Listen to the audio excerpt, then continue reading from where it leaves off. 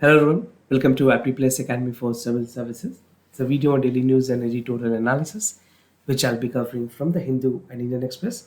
It's the most important news and editorial of the day that is relevant for both prelims and mains examination of civil services will be discussed in this session. Let's get started with the news topic list. Today is 1st of October. The first important news, that is India to launches 5G at IMC 2022. This is Indian Mobile Congress. The Prime Minister is expected to launch the event. Second, RBI raises rates and forecasts the growth outlook. Third, US sanctions Indian petrochemical company. We'll see the detail and the reason for the sanctions. Fourth, Russia annexed 4 Ukraine region. And the last is an editorial, Swachh Bharat, the next step. Apart from the news and editorial discussion, at the end of this video, there will be MCQ based questions. And these questions will be based on current affairs that will help you for the upcoming prelims examination. So without any further delay, let's get started. And before I start the session, if you're new to our channel, do not forget to subscribe Apti Plus Academy for Civil Services on YouTube. If you like this video, if you find this video informative and helpful for examination purposes, do not forget to press a like button. The first news of the day, that is India to launch 5G at IMC 2022, something important for General Studies Paper 3, under the topic Achievement of India in Science and Technology, Indianization of Technology and Development of New Technology. So the Prime Minister will officially announce the launch of 5G at Indian Mobile Congress in Delhi. Although when I'm recording this lecture, the Prime Minister is basically has started the launch process in Delhi itself, which is being held in the Pragati Maidan area. It's a convocation center where all the official kind of events take place. Now the 5G services is initially available in the select cities from 1st of October, and the metropolitan cities specifically will be initially provided with the 5G connectivity. The telecom operator, that is Airtel, has confirmed that it will roll out 5G in 8 important cities. Now, G will bring 5G to the selected cities first and plan to cover the entire India by 2023. So, major players like Airtel, Vodafone, and which is again Vodafone VI, that is Idea has a collaboration with them, and Airtel. So, these are the 3 important telecom operators in India that will be rolling out the 5G services. 5G services in India की अगर बात करें, 5G basically is a next generation mobile communications network which has a far better and higher speed than 4G, and which is supported to have much faster speed and a wider use case for the 4G compared to 4G, right? So 4th generation से अगर compare करें तो it's far better. That is believed that its rollout of the 5G will accelerate the adaptations of cloud gaming, AR and VR technology, and even Internet of Things and etc. So these are some of the things that will have a next level of advancement. 5G will also have a several enterprises use case. Initially, the high-speed mobile internet services on its 5G network will be rolled out in important cities like Delhi, the national capital, the financial capital Mumbai, then Chennai and Kolkata by this festive season during Diwali. Bharti Airtel, that is the Airtel, better known as Airtel, is the second largest spender in the auction process during the 5G. And they said that the network will be available in all urban part of the country by the end of 2023. So this is bit natural that all company look forward for the expansion of their 5G services because the spectrum cost was even on the higher side. So definitely company will look forward to get all the profit margins for which the reason they have invested, right? Also, the company said that the 5G will be available in the towns and the rural key areas by March 2024. So by end of like March 2024, it is expected that pan India across the country, from the rural to the urban, will be experiencing the 5G services. Now, journey so far in launching the 5G, किस तरह से journey रही अगर starting की बात करें, the inceptions took place in 2070 जहाँ पे गवर्नमेंट ने एक हाई लेवल कमिटी बनाई थी, comprises of the representative from the industries, academia, the government and the regulators to evaluate and approve the country roadmap for rolling out the 5G. So it has been launched today, that is by 2022, but the inception of this policy started way back in 2017 itself. So down the line 5 years ये सारी policy already start की जा चुकी थी. The main agenda of this forum, basically the high level committee थी, was to keep India's roadmap for the 5G that is aligned with the global standard and as to prevent the lack of homogeneity in the global telecom network that was witnessed service up till the 4G. तो huge upgradations की बात की गई. Talking about the global level, even developed country like Germany, they are even planning to launch 6G. For India, it will be still way later ahead. I mean, it will take another year of 4 and 5 to come to 6G services. But for 5G, still the services, the quality of internet, that the speed that we're getting is sufficient. Now the forum headed was basically जो forum बनाई थी 2017 में government ने. This was headed by the Stanford professor, that is A.J. Paulraj, and he submitted his report in 2018, just 1 year after the committee was formulated. And the focus of this committee suggests three important areas. ये काफी important है for your mains examination. If you're writing in mains about the history and the rollout of the 5G services, make sure you incorporate this point. This is very important. So कौन से suggestions दिए गए? First was the spectrum policies, second is the regulatory policy, and third is the application and the use case lab for developing the local tailored solutions. Now by 2019, the telecom department and the sector regulator, that is TRAI, Telecom Regulatory Authority of India, it's a apex body to basically regulate the telecom services in our country. They have started the consideration of the spectrum prices. और इसी साल के last year में अगर बात करें अगस्त में basically the government has conducted the auction process of 5G services, which was one of the final step towards launching the 5G services in our country. Now technology that is involved in the 5G, किस तरह की technology use की जाती है. So basically 5G are deployed mainly two kind of modes. दो तरह की इसमें mode involve होती है. The first is called as standalone. तो पहली जो चीज़ है उसको standalone कहते हैं, and दूसरी है that is non-standalone. So both architecture have the advantages and disadvantages, and their path are chosen by the operator primarily to reflect their views on the market of the new technology and the consequent rollout strategy.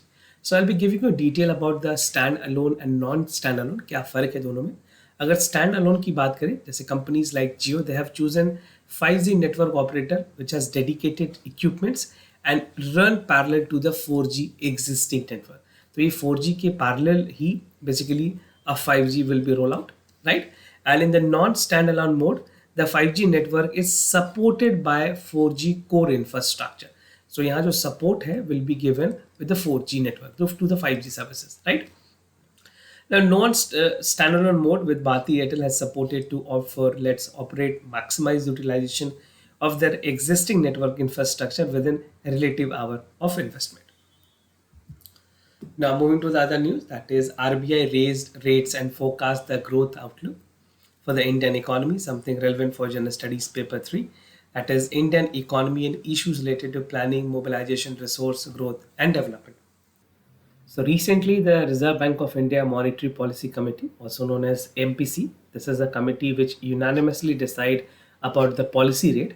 So this committee has raised the policy rate by 50 basic point and now it has reached to 5.9. The decision was taken by the RBI MPC committee. तो RBI के governor ने decide किया है कि जो persistent high inflation है country में, that has necessitated the need for the withdrawal of the monetary accommodations to restrain and broaden the price pressures and contain the second round of effects. Now the committee has voted 5:1 in the majority to remain focused on the withdrawal of the accommodations to ensure that inflation remain within the target group forward, right? Even for the global conditions that has particularly emerged because of the Russia-Ukraine crisis and the sanctions that was imposed by the US and even by the US Fed, they have increased the rate also. तो उसके consequences को देखते हुए ही RBI ने अपने decision को decide किया. Now talking about the retail inflations, the retail inflation has rose up to 7.0% for the month of August from 6.71% the previous month. और अगर बात करें higher food inflations की, that has contributed to the increase in the headline inflation. Now headline inflation is a topic that is relevant for the prelims examination. So you must know what is headline inflation or headline rate. So headline inflation की अगर बात करें, it measures the total inflation in the economy and it includes the price, that is a rise in the food, fuel and all categories of commodities. Now, headline inflations की अगर बात करें, it has been reported through the Consumer Price Index, and that is released by the Bureau of Labor Statistics. And relatively, the silent growth outlook that is coupled by the robust credit growth and strict of the core inflation, RBI focus more on managing the inflation itself. Other news, that is US sanctions India petrochemical companies. कुछ India के जो petrochemical companies हैं उनको US ने sanctions की हैं. They've cited the reason also. We'll see the detail. So now this is important for journal studies paper 2. That is effect of policies and politics of the developed and developing countries on India's interest and India's diaspora. So in first such move against the oil shipment to India, US की जो Treasury Department है, they have announced that they have imposed the sanctions on a Mumbai-based petrochemical companies because there were several entities they have accused of selling Iranian petrochemical products. The name of this company is the Balaji Petrochemical Private Limited, right? And they have purchased basically अगर बात करें crude oil की या फिर petroleum products की. So this has again reached up to including the methanol base oil, and thus shipment was also witnessed to come across the China as well. The first Indian entity that has been banned. So this is first Indian entity to face the US designations under the unilateral sanctions that was passed in 2018-19. उस time पे जब Trump की government थी, the administration have decided that if Iran is looking out for the nuclear deal or the joint comprehensive action plan, they have come up with some sanctions, and all the country who are operating with Iran will be also sanctioned. So while India has officially refused to endorse the unilateral sanctions of the US, the central government has agreed to end oil import from Iran in 2019, and which was made about 11% of India. तो total जो India import करती है उसमें अगर Iran की contributions को देखें तो Iran contributes around 11% of the total import that India made from countries. Now, talking about the US Treasury Department stand, what they have categorically stated and noted. So, according to the US Treasury Department, the sanctions against the company could be reversed if the Iran returned to the compliances under the JCPOA, that is the Joint Comprehensive Plan for Action Pact. And Iran and International Atomic Energy official held that in the Vienna this week to discuss the possibility of Iran agreement to reallow the inspections back for the Iran to oversight the nuclear reactor. तो जिस तरह से US ने पहले भी कही थी कि वो रेगुलर मॉनिटर करेगी ईरान के न्यूक्लियर रिएक्टर्स को, but this was again seized down by the Iranian government. They said that they will not allow any US observer to enter their nuclear reactors. The reason being the sanction was imposed because of the protocol that was not followed. Now the US and Iran have also exchanged their stand on the European Union with a final draft to rejoin the JCPOA is there on the headwind. And let's see whether Iran is looking forward with the agreement or not. The other news, Russia annexed 4 Ukrainian region. The war, which is ongoing for past 7 months, this has continued further, and Russia has called for a talk. Let's see whether the Ukraine government is going to move forward with this or not. So this particular news is important for General Studies paper 2 under the topic Effect of Policies and Politics of Developed and Developing Countries. So Russia president has recently annexed 4 territories of Ukraine that was controlled by his army, that is by Russian army. And there was a grand ceremony in the Kremlin that have urged the Kiev to lay down its arm and negotiate to end the 7-month deadlock or the war that is ongoing between Russia and Ukraine, right? So this was the initiation that was made by the Russian government. So the ceremony at the Kremlin, that is a turning point for the recent post-Soviet Union history. And Russian president has said that ever the warned that he could use nuclear weapon also. So this is again a negotiation table talk also and a warning from Russia that if they're not agreed, Russia would be inclined towards the nuclear. This is a kind of a threat that Russia is importing and trying to create an impression that there can be a nuclear threat. But let's see whether Ukrainian government, which has fought for 7 months, will continue to argue or they will just negotiate with Russia, right? So basically Russia has warned that they can use the nuclear weapons, and even to retain the control of the territories and the Kiev, they have move with a difference with aims to kicking out the Russian straw. Now, Ukraine closest backer, as we have seen, it is evident from the fact that the US was the only country that has helped Russia in getting all the state of art technology weapons, which has definitely helped them to combat the Russian forces. And it said that it would never recognize the Russia's authority in the region. तो US ने categorically कह दिया है कि जो भी Ukraine के अभी रीजन प्रेजेंट में है, अगर किसी तरह से रशिया वहाँ पे अपनी जुरिस्डिक्शन लाता है तो यूएस उसे रिकॉग्नाइज नहीं करेगी, राइट? Now, land corridors की अगर बात करें, the four territory creates a crucial land corridors between the Russia and Crimea Peninsula that was annexed by the Moscow, that is by Russia in 2014 itself.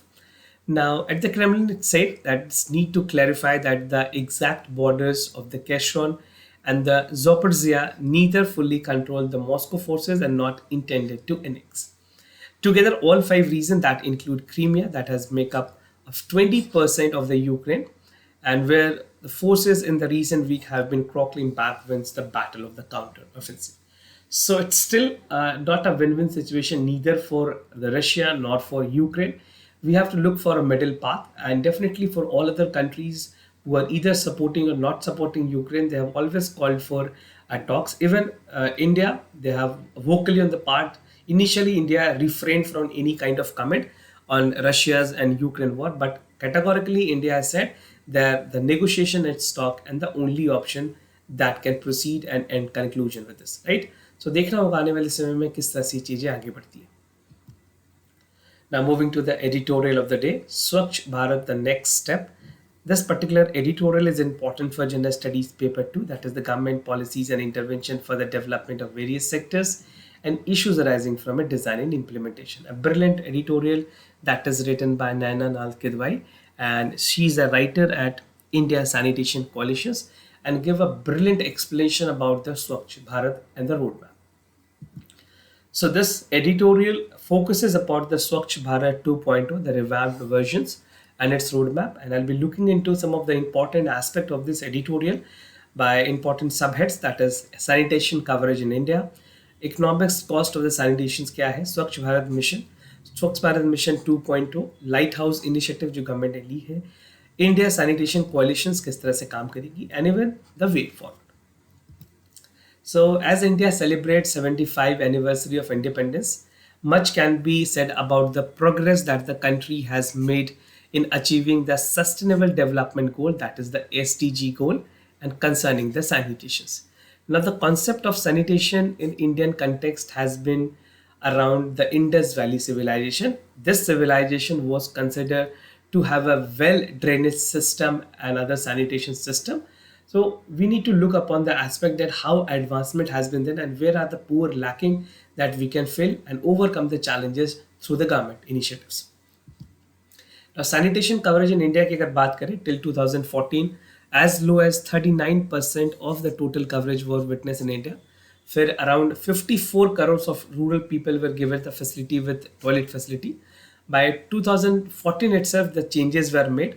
बहुत सारी ऐसी problems हैं जो देखी गई. The greatest perhaps were most significant impact on the poor sanitations, right? Exposures to the contaminated water has also led to the problem that is a pathogen led problem जहाँ पे infections, diarrhea इस तरह की परेशानी काफ़ी ज़्यादा हुई. और कुछ important diseases की अगर बात करें like cholera, trachoma, intestinal worms, इस तरह की problem stunning has also witnessed because of not getting the poor basically not getting the good quality of water and poor sanitation level. So poor hygiene and waste management practices has also impacted the environment.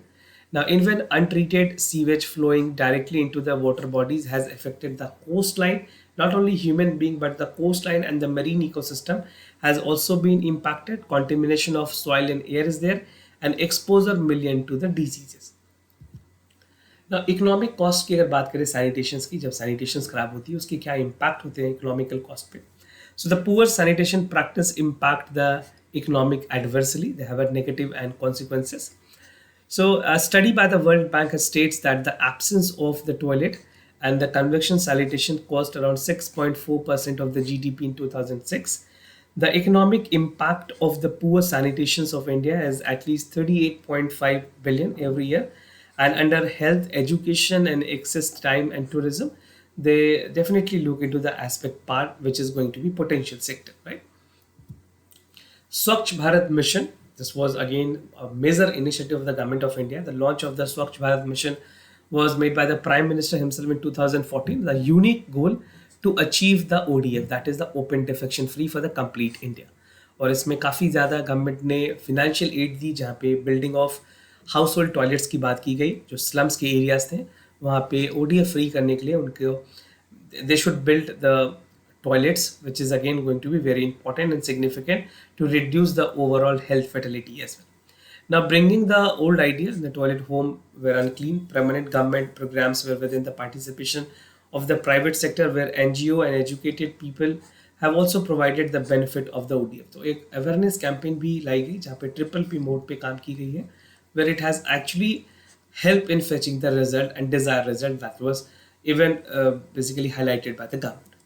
From 2014 to 2020, 10 crores of the toilet were constructed. So during this duration, you can see a good number of toilets were constructed in India. And the country was declared ODF free on October 2nd, 2019. Now the Mission 2.0, this is the revamped version of the mission. The second phase, which Command 2020 is as expected to run till 2025 and has even set more ambitious target, sustaining the achievement of the phase 1, ensuring that the treatment for both liquid and waste is achieved through the help of technology and the private sector engagement. Now, the Lighthouse Initiative की अगर बात करें, the Lighthouse Initiative aims to effectively implement the solid and liquid waste management, जहाँ पे structures पे ध्यान जाएगी by employing the participatory and consultative approach and mobilizing the village communities, corporates, district and block administration and even for the Gram Panchayat. So this is kind of more a bottom-up approach that government is working through the Lighthouse initiatives. Now, this is based on the principle of inclusive sanitation, that no one is left behind. A very important and classical example that you can use in the sanitation process is specifically for the mains examination, right? Now, LHI is commissioned by the Ministry of Drinking Water and Sanitation as a part of Azadi Ka Amrit Mahotsav and is to be implemented by triple P model across the country, across all the villages in 75 Gram Panchayat in 15 states. This is initial for the phase 1 and gradually it will be rolled out in the other phased manner. Now, looking into the Indian Sanitation Coalitions, the Indian Sanitation Coalition is a multi-stakeholder platform that creates a meaningful collaborations.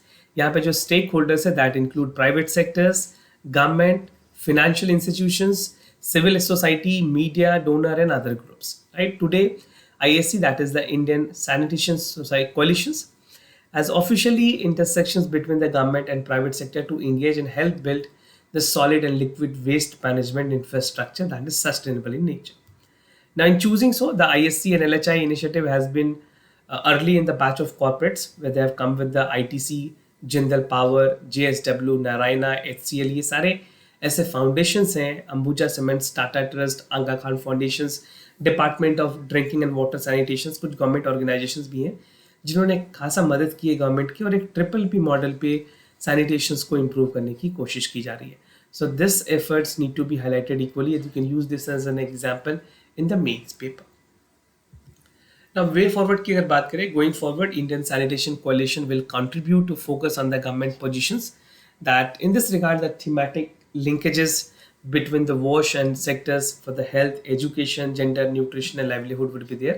And this will include urban and rural changes that will create a viable program where government funding will be used primarily for the infrastructure bidding and private sector come under the strategic partnership providing expertise in the management and technology.